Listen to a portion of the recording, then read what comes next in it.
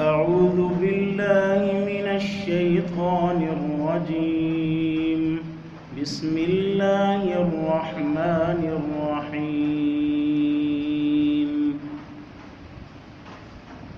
ألم تر إلى الذين أوتوا نصيبا من الكتاب يشترون الضلالة ويريدون أن تضلوا السبيل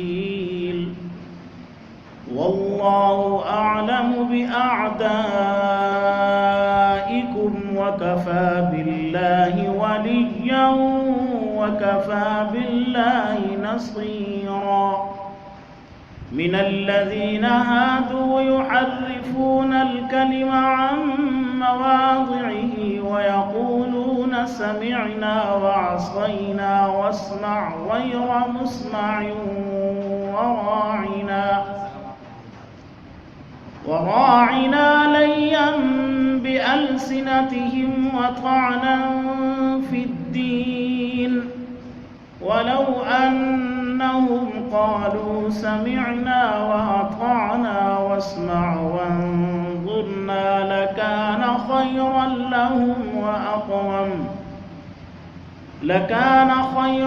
لهم وأقوم ولكن لعنهم الله بكفرهم فلا يؤمنون إلا قليلا.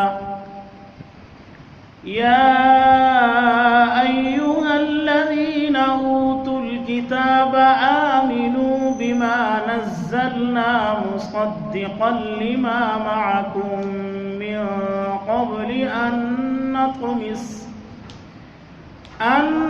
نطمس وجوها فنردها على أدبارها أو نلعنهم كما لعنا أصحاب السبت وكان أمر الله مفعولا. إن الله لا يغفر أن يشرك به ويغفر ما دون ذلك لمن يشاء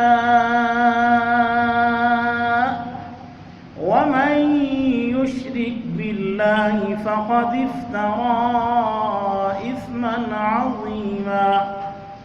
ألم تر إلى الذين يزكون أنفسهم بل الله يزكي من يشاء